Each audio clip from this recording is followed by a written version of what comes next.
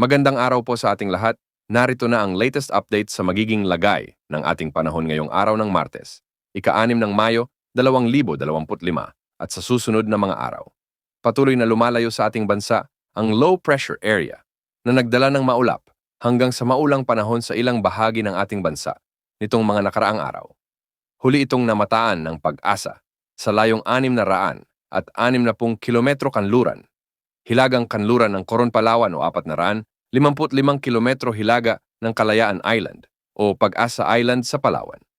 Magiging maalinsangan o mainit naman ang panahon ngayon sa bansa dahil sa umiiral na easterlies.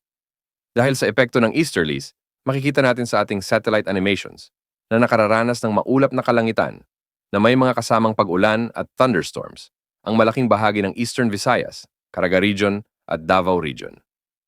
Pinag-iingat natin ang mga kababayan natin sa mga nabanggit na lugar sa banta ng mga pagbaha at pagguho ng lupa, lalo na yung mga ilang araw ng nakararanas ng mga pag-ulan, bunsod ng LPA at ng ITC-ZEA ng mga nakaraang mga araw.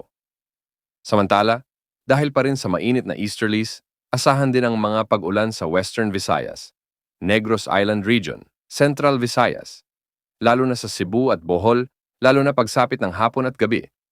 Dulot pa rin ng easterlies, asahan pa rin ang maalinsangang panahon sa nalalabing bahagi ng bansa, kasama na ang Metro Manila, ngunit may mga posibleng makararanas naman ng mga pag-ulan ngayon, dulot ng mga thunderstorms, lalo na pagsapit ng hapon at gabi.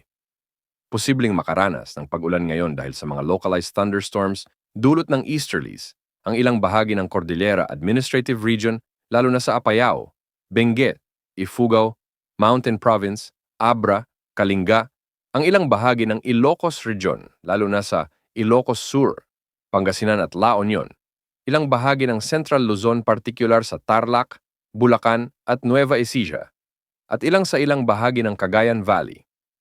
Posible rin ang thunderstorms sa Zamboanga Peninsula, Northern Mindanao, ilang bahagi ng Bangsamoro Region at Sorsogon sa Mindanao. Mag-ingat po sa banta ng mga flash floods at landslides. Sa kasalukuyan ay may cloud cluster muli tayong namomonitor sa silangan ng Visayas at Mindanao at posible itong maging low pressure area sa susunod na mga araw. Mababa naman ang tsansa na lumakas ito bilang bagyo sa ngayon. Yan muna ang update sa lagay ng panahon. Ito po ang weather update ng bayan, maaasahan anumang panahon.